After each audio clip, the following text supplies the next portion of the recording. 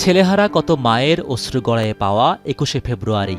৫২র সেই ভাষা আন্দোলনের স্মৃতির প্রতি শ্রদ্ধা জানাতে মধ্যরাতের নির্জনতা ভেঙে কেন্দ্রীয় শহীদ মিনারে আসেন বিভিন্ন রাজনৈতিক দলের নেতৃবৃন্দ।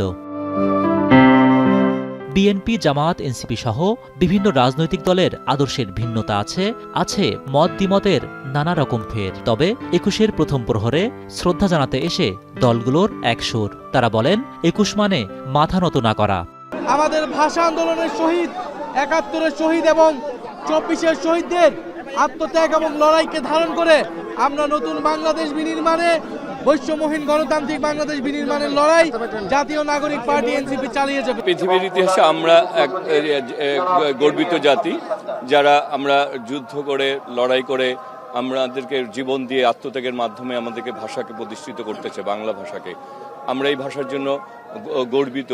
গত ১৭ বছর আমরা এই ধরনের একটা মুক্ত পরিবেশে, একটা অবরুদ্ধ অবস্থা থেকে বেরিয়ে এসে আমরা আসলে ভাষা শহীদদের প্রতি সর্বোচ্চ শ্রদ্ধা জানানোর যে পরিবেশ তৈরি হয়েছে, আমি ভাষা শহীদদের প্রতি শ্রদ্ধা জানাই। ২১শে ফেব্রুয়ারি হচ্ছে আমাদের সংগ্রাম করার শেখানোর প্রথম পাঠ, যে আমাদের ভাষার অধিকার কেড়ে নেওয়ার যে প্রতিবাদে আমরা যে রক্ত দিয়েছিলাম, সেই রক্ত দেওয়ার আমাদের যে অনুপ্রেরণা, এটা হচ্ছে আমাদের ২১শে ফেব্রুয়ারি।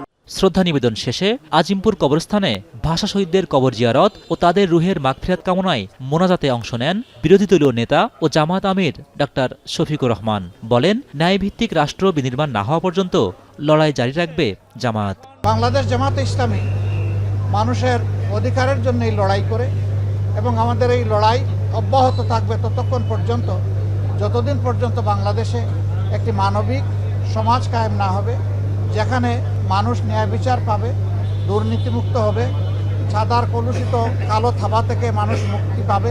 যখনই হৃদয় শাসন করবে শূন্যতা, তখনই ভাষা শহীদদের আত্মত্যাগ প্রেরণা হিসেবে কাজ করবে, এমন প্রত্যয় জানান শ্রদ্ধা নিবেদন করতে আসা সর্বসাধারণ। হোসেন জাহিদ, এখন, ঢাকা।